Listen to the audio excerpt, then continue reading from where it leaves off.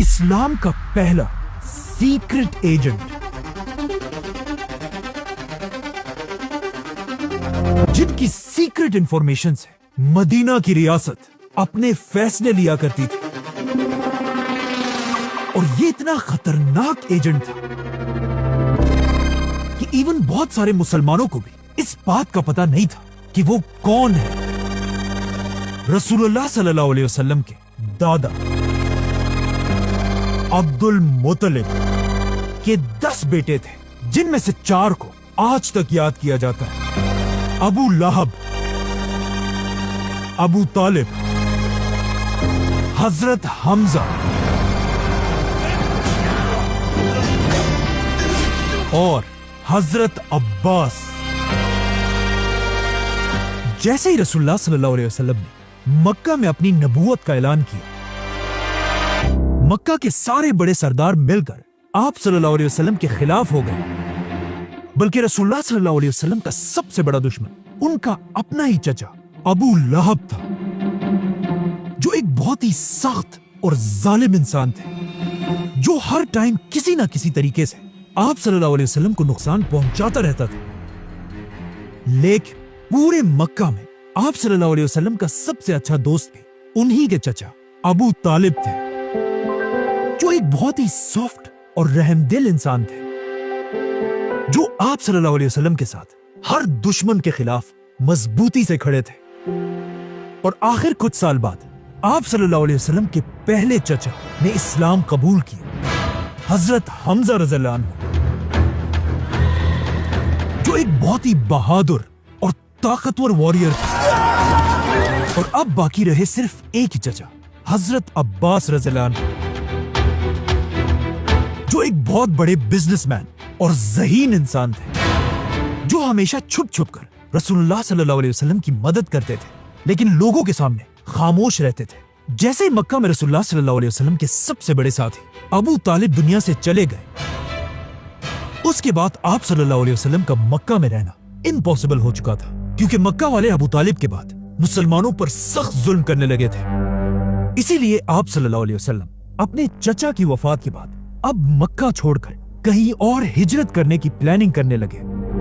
جس کے لیے انہوں نے اپنے صحابہ عرب کے ڈیفرنٹ سٹیز کی طرف بھیجے، اور خود عرب کی ایک سٹی طائف کی طرف گئے، اور وہاں جو ہوا وہ ہم سب کو پتا۔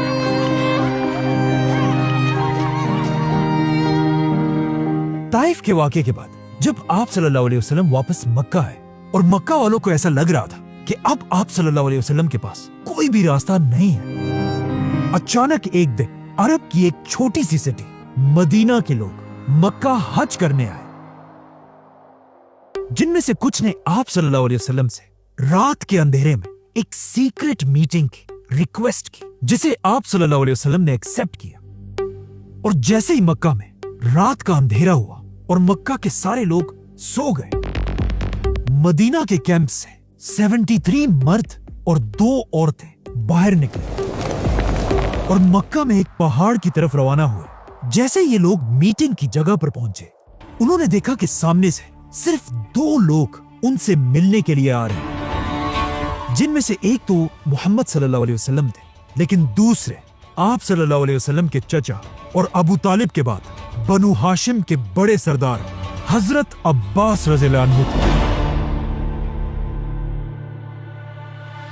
تو سب سے پہلے حضرت عباس آگے بڑھے اور مدینہ والوں سے کہا کہ اے مدینہ والوں، یہ بات یاد رکھو، اگر تم میرے بھتیجے کو اپنے ساتھ لے کر جاؤ گے تو اس کے بعد پورا عرب تم مدینہ والوں کے خلاف ہو جائے گا۔ اگر تم میرے بھتیجے کی حفاظت کر سکتے ہو تو پھر ٹھیک ہے، لیکن اگر تم نہیں کر سکتے تو پھر انہیں یہی چھوڑو، ہم بنو ہاشم خاندان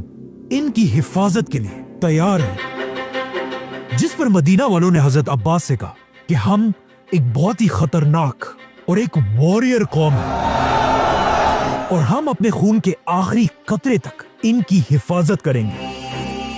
اسی کے ساتھ مسلمانوں کی ہجرت شروع ہوئی، اور سارے مسلمان مکہ کو چھوڑ کر مدینہ کی طرف روانہ ہوئے۔ لیکن حضرت عباس رضی اللہ عنہ نے ہجرت نہیں کی، اور وہ یہیں مکہ میں رہے، اور مدینہ پہنچنے کے کچھ ہی عرصے بعد اسلام کی پہلی جنگ کا وقت آیا، जंगे बदर।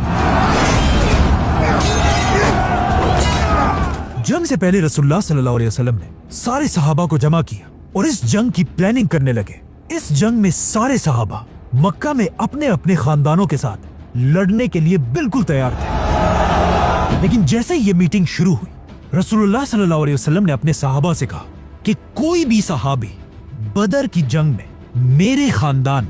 बनु हाशिम को नहीं मारेगा। इस मीटिंग के बाद एक सहाबी बाहर निकले और उन्होंने अपने दोस्तों से कहा कि कितनी अजीब बात है, हम अपने खानदान को तो मारेंगे लेकिन बनु हाशिम को कुछ नहीं कहेंगे। जब हजरत उमर को इस सहाबी की बातों का पता चला, उन्होंने आप सल्लल्लाहु अलैहि वसल्लम से इजाजत मांगी कि मैं इसका सर काट देता हूं, लेकिन आप सल्लल्लाहु अलैहि वसल्लम ने उन्हें रोक दिया। इसके कुछ ही दिन बाद जब दोनों फौजें एक दूसरे के आमने सामने हुई, काफिरों की फौज में हर कबीले से बहुत सारे लोग थे, लेकिन बनु हाशिम से सिर्फ 3 लोग जंग के लिए आए थे, जिनमें से एक हजरत अब्बास भी थे। जैसे ही जंग शुरू हुई, मुसलमान जंग के बीच में अपने खानदान वालों से तो लड़ रहे थे, लेकिन हर मुसलमान बहुत ही केयरफुली बनु हाशिम के लोगों से दूर रह रहे थे। आखिर काफी देर लड़ने के बाद मुसलमान ये जंग जीत गए और जब मुसलमानों ने सारे कैदियों को पकड़ लिया, उन्होंने देखा कि इन कैदियों में आप सल्लल्लाहु अलैहि वसल्लम के चाचा हजरत अब्बास भी थे। आप सल्लल्लाहु अलैहि वसल्लम ने फैसला किया कि हर कैदी फिदिया टैक्स देकर अपने आप को आजाद कर सकता है, जिसके बाद आप सल्लल्लाहु अलैहि वसल्लम हजरत अब्बास के पास गए और उन्हें कहा टैक्स दो। लेकिन हजरत अब्बास ने कहा नहीं, मैं क्यों टैक्स दूं, मैं तो पहले से मुसलमान हूं। असल में इससे 2 साल पहले हजरत अब्बास और मदीना वालों की मीटिंग के बाद मुसलमान तो हिजरत करके मदीना चले गए, लेकिन हजरत अब्बास मक्का में ही रहे। कहा जाता है हजरत अब्बास मक्का के एक ऐसे आदमी थे जिन्हें मक्का की हर छोटी खबर का सबसे पहले पता चल जाता था, और अब वो मक्का में रहकर ही हर खबर मक्का से मदीना पहुंचाते रहते थे, जिससे आप सल्लल्लाहु अलैहि वसल्लम को मक्का की हर खबर का पहले से पता होता था, जिसकी वजह से मुसलमान हमेशा मक्का वालों से एक स्टेप आगे रहते थे। मतलब हजरत अब्बास रसूलुल्लाह सल्लल्लाहु अलैहि वसल्लम के मक्का में एक बहुत ही सीक्रेट एजेंट थे, जिनका किसी को पता नहीं था, इवन मुसलमानों को भी नहीं। इसीलिए जंग बदर से पहले मीटिंग में आप सल्लल्लाहु अलैहि वसल्लम ने मुसलमानों से कहा था कि बनु हाशिम के खिलाफ मत लड़ना, क्योंकि रसूलुल्लाह सल्लल्लाहु अलैहि वसल्लम नहीं चाहते थे कि उनका इतना इंपॉर्टेंट एजेंट हजरत अब्बास इस जंग में मारा जाए। लेकिन अब जब हजरत अब्बास गिरफ्तार हुए, उन्होंने सबके सामने ये एक्सेप्ट किया कि वो तो पहले से एक मुसलमान थे और कहा मैं क्यों टैक्स दूं। लेकिन रसूलुल्लाह सल्लल्लाहु अलैहि वसल्लम ने उनसे कहा कि कोई बात नहीं, तुम्हें मुसलमान होने का बदला अल्लाह जरूर देगा, लेकिन यहां आपको टैक्स देना होगा। और हाँ, अपने साथ साथ बनु हाशिम के 2 लोगों का टैक्स भी आपने ही देना होगा। जिसके बाद आप सल्लल्लाहु अलैहि वसल्लम ने हजरत अब्बास को दोबारा मक्का भेजा और वो वहीं से एक बार फिर मुसलमानों की मदीना में मदद करने लगे। इसीलिए अगले साल जब मुसलमानों की दूसरी जंग शुरू हुई, जंगे ओहद, आप सल्लल्लाहु अलैहि वसल्लम को पहले ही मक्का की पूरी फौज का सब कुछ पता था, क्योंकि हजरत अब्बास उन्हें मक्का से हर डिटेल सीक्रेटली पहुंचाते रहते थे। और इसी तरह खंदक की जंग में भी आप सल्लल्लाहु अलैहि वसल्लम मक्का वालों से एक स्टेप आगे थे, जिसके बाद आखिर वो दिन आया जिसका सबको इंतजार था, फतह मक्का। और जैसे ही आप सल्लल्लाहु अलैहि वसल्लम 10,000 मुसलमानों के साथ मदीना से मक्का की तरफ रवाना हुए, और उधर मक्का में भी हजरत अब्बास को समझ आ गई कि अब और छुपने का कोई फायदा नहीं। इसीलिए वो भी अपने खानदान के साथ मदीना की तरफ रवाना हुए और रास्ते में मुसलमानों की फौज से मिलकर वापस मक्का को फतह करने आए, और इस तरह मक्का फतह हो गया। मक्का फतह करने के कुछ ही दिन बाद मुसलमानों की एक और बड़ी जंग शुरू हुई, जंगे हुनैन। और ये पहली जंग थी जिसमें हजरत अब्बास अब एक स्पाई नहीं बल्कि एक वॉरियर की तरह जंग में मुसलमानों के साथ खड़े थे, और मुसलमान तेजी से अपने दुश्मन की तरफ बढ़ रहे थे। لیکن جیسے ہی مسلمان ان دو پہاڑوں کے درمیان پہنچے، ان دونوں پہاڑوں سے مسلمانوں کی فوج پر تیروں کی بارش ہونے لگی اور اتنی تیریں برسنے لگی کہ مسلمانوں کی پوری فوج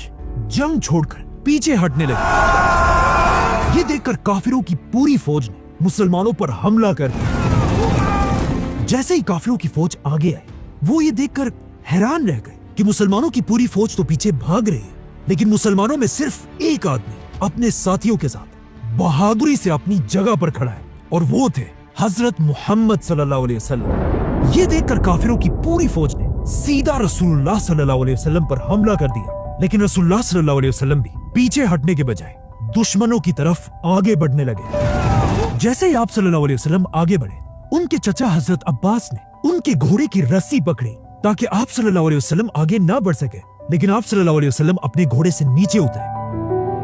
اور دوبارہ دشمن کی طرف بڑھنے لگے۔ اور جب آپ صلی اللہ علیہ وسلم آگے بڑھ رہے تھے، وہ زور زور سے ایک ہی بات کہہ رہے تھے، انا النبی لا کذب انا ابن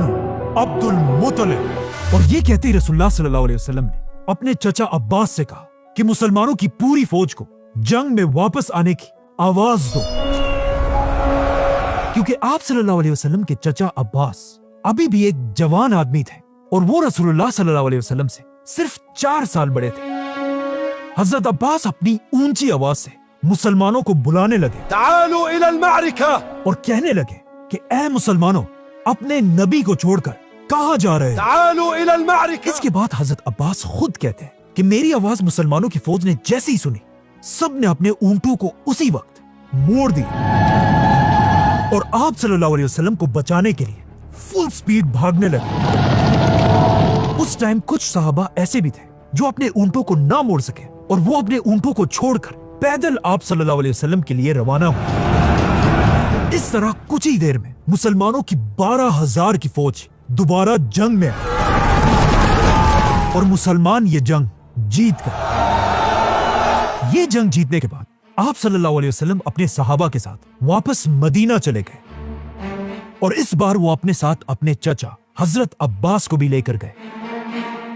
انہوں نے اپنی مسجد نبوی کے پاس ہی حضرت عباس کے لیے ایک گھر بنوایا، بلکہ حضرت عباس کے گھر کی چھت پر آپ صلی اللہ علیہ وسلم نے خود اپنے ہاتھوں سے پانی کا پائپ لگوایا جو بارش کا پانی نکالنے کے لیے تھا۔ جیسے ہی حضرت عباس مدینہ آئے، اس کے کچھ ہی عرصے بعد ان کے بھتیجے رسول اللہ صلی اللہ علیہ وسلم اس دنیا سے چلے گئے، لیکن حضرت عباس رسول اللہ صلی اللہ علیہ وسلم کے بعد بھی اپنے بیٹے عبداللہ بن عباس کے ساتھ مسلمانوں کی خلافت کے سب سے بڑے ایڈوائزرز میں سے تھے۔ لیکن آخر حضرت عمر کی خلافت میں حضرت عباس اور حضرت عمر کے درمیان ایک اختلاف پیدا ہوا۔ ایک دن خلیفہ عمر رضی اللہ عنہ اپنے گھر سے مسجد کی طرف جا رہے تھے۔ راستے میں وہ جیسے ہی حضرت عباس کے گھر کے پاس سے گزرے، حضرت عباس کے گھر کی چھت سے حضرت عمر کے کپڑوں پر گندا پانی گرا۔ یہ دیکھ کر حضرت عمر نے حضرت عباس کے گھر کا یہ پائپ یہاں سے نکال کر دوسری طرف کر دیا اور انہیں حضرت عمر کی اس بات کا پتہ چلا تو حضرت عباس سیدھا مدینہ کی عدالت پہنچے اور وہاں جا کر خلیفہ عمر پر کیس کر دیا۔ جیسے ہی کیس شروع ہوا، مدینہ کے جج نے خلیفہ عمر کو عدالت آنے کا حکم دیا۔ جیسے ہی خلیفہ عمر عدالت پہنچے، حضرت عباس نے جج سے کہا، عمر نے میری اجازت کے بغیر میرے گھر کے پانی کا راستہ بدل دیا ہے۔ جس پر حضرت عمر نے کہا کہ میں نے ایسا اس لیے کیا تاکہ اس سے مسلمانوں کو تکلیف نہ ہو۔ لیکن حضرت عباس نے حضرت عمر کو کہا کہ یہ پانی کا راستہ جو آپ نے بدلا ہے، یہ کوئی عام راستہ نہیں تھا، کہ جب میں بہت سال مکہ میں رہنے کے بعد پہلی بار مسلمانوں کے پاس مدینہ آیا تو یہاں آپ صلی اللہ علیہ وسلم نے میرے لیے یہ گھر بنوایا اور پھر اس گھر کی چھت پر اپنے ہاتھوں سے پانی کا یہی راستہ بنایا تھا جو آج آپ نے بدل دیا۔ یہ سنتے ہی آف کورس حضرت عمر اپنی بات سے پیچھے ہٹے اور حضرت عباس سے یہ کیس ہار گئے اور سیدھا حضرت عباس کو لے کر ان کے گھر کے پاس پہنچے اور حضرت عباس کو کہا، میرے کندھوں پر چڑھ کر دوبارہ اس پائپ کو اسی طرح کر جس طرح رسول اللہ صلی اللہ علیہ وسلم نے لگایا تھا۔ لیکن اس کے کچھ ہی سال بعد حضرت عباس نے یہ گھر خلافت کے حوالے کیا اور حضرت عمر نے مسجد نبوی کے سائز کو بڑھانے کے لیے اس گھر اور اس کے آس پاس سارے گھروں کو گرا دیا۔ اور آخر تیسرے خلیفہ حضرت عثمان کے دور میں حضرت عباس رضی اللہ عنہ اس دنیا سے چلے گئے۔ کہا جاتا ہے حضرت عباس کے جنازے میں اتنے لوگ مدینہ میں جمع ہوئے کہ مدینہ کے قبرستان میں پاؤں رکھنے کی جگہ بھی نہیں تھی، اور اس اتنی رش میں بھی لوگ حضرت عباس سے اتنی محبت کرتے تھے کہ ہر کوئی یہ کوشش کر رہا تھا کہ وہ کسی طرح حضرت عباس کی قبر تک پہنچ سکے۔ یہاں تک کہ خلیفہ عثمان بھی مسلمانوں کی اسی رش میں پھنس گئے تھے، جس کے بعد حضرت عثمان نے مشکلوں سے اپنے آپ کو مسلمانوں کی اس رش سے باہر نکالا۔ اور جب حالات اور بھی زیادہ بگڑ گئے، حضرت عثمان نے مدینہ کی پولیس کو بلوایا اور انہیں حکم دیا کہ لوگوں کو حضرت عباس کی قبر سے دور کرو اور صرف بنو ہاشم کو حضرت عباس کے پاس رہنے دو۔ اور اس طرح رسول اللہ صلی اللہ علیہ وسلم کے چچا، اسلام کے پہلے سیکرٹ ایجنٹ اور آنے والی عباسی خلافت کے دادا حضرت عباس رضی اللہ عنہ کو مدینہ میں دفنا دیا گیا۔ حضرت عباس کی وفات کے بعد آہستہ آہستہ خلافت راشدہ دنیا سے ختم ہو گئی اور دنیا میں مسلمانوں کی ایک نئی حکومت بنی، بنو امیہ کی حکومت۔ اور اگلے کئی سالوں تک انہوں نے ہی دنیا پر راج کیا، لیکن آلموسٹ 100 سال کی حکومت کے بعد حضرت عباس کی نسل کے ہی کچھ لوگوں نے بنو امیہ خاندان کے خلاف بغاوت کر دی اور ان سے ساری حکومت چھین لی اور دنیا میں ایک نئی خلافت بنائی، جس خلافت کا نام انہوں نے اپنے ہی دادا حضرت عباس رضی اللہ عنہ پر رکھا، اور اس خلافت کا نام تھا عباسی خلافت،